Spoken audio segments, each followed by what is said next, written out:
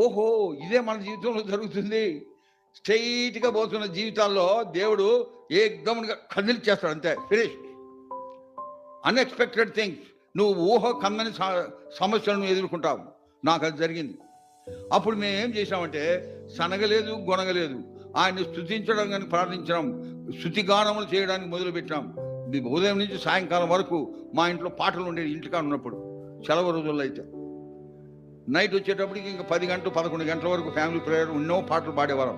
ఆ విధంగా ఆయన స్తుతిస్తూ ఆరాధిస్తూ ఉంటే ఆ పరిస్థితిలో కూడా దేవుడు మా సంతోషాన్ని ఎక్కువ చేసినాడు. ఆయన పైన ఆధారపడడం నేర్పించినాడు. ఇతరులకి మాదిరికరంగా ఉండుటకు మమ్మల్ని తీర్చిదిద్దినాడు. ఆ విధంగా మేము ఇతరులకు ఎంతో మేలుకరంగా ఉండగలిగినాం, రోల్ మోడల్స్గా ఉండగలిగినాం. అంతటి అవాంతరం జరిగినా మేము నమ్మకంగా ఉన్నాం. ఒకరోజు నేను మార్కెట్కి వెళ్తుంటే మా కాలనీలో ఒక సర్దార్జీ నాకు ఎదురుగా నమస్కారం ఈ చేతులు జోడించి వస్తా ఉన్నాడు. ఏందా ఇట్లా చేస్తున్నాడు అంటే నా దగ్గరికి వచ్చి అన్నాడు, భాయిజీ ఆప్కా ఘర్ సే గానా నికల్తే హై, మీ ఇంట్లో పాటలు వస్తున్నాయా? ఇప్పుడు మీ ఆవిడ చనిపోయింది కదా, అది ఎట్లా మీరు పాడగలుగుతున్నారు అన్నాడు. అప్పుడు నేను ఇంటికి తీసుకుపోయి సువార్త చెప్పి మా సాక్ష్యం అంటే మనకు యేసు ప్రభువులో ఉన్న విశ్వాసం, యేసు ప్రభువులో ఉన్న నిరీక్షణ ఏమిటో చెప్పగలిగినాను. వాళ్ళకంతా ఆశ్చర్యమైంది.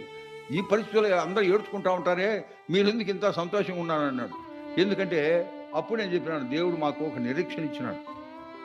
ఆయన నమ్మకమైన వాడు, ఆయన నమ్మకత్వాన్ని బట్టే అది జరిగించినాడు. అది ఎంతో గొప్ప విషయం.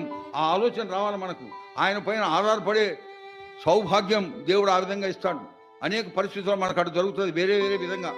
అప్పుడు మనం ఏం చేయాలా? ఆయన్ని స్తుతించాలా. కీర్తనలు 34:1 మా ఫేవరెట్ వర్స్ అది. ఏమండి, నేను ఎల్లప్పుడూ యెహోవాను సన్నుతించను, ఆయన నీతి నా నోట నిత్యము ఉండును. నిత్యము. పరిస్థితులు అనుకూలంగా ఉన్నా, పరిస్థితులు అనుకూలంగా లేకపోయినా, ఎంతో విపరీతమైన పరిస్థితులు జరిగి ఎవరో మనకెంతో ప్రియమైన వారు ప్రభువులోకి వెళ్ళినా ఆ పరిస్థితిలో కూడా స్తుతించి ఆరాధించి ఆయన నామానికి ఘనత తెచ్చే వారంగా మనము బ్రతకాలి.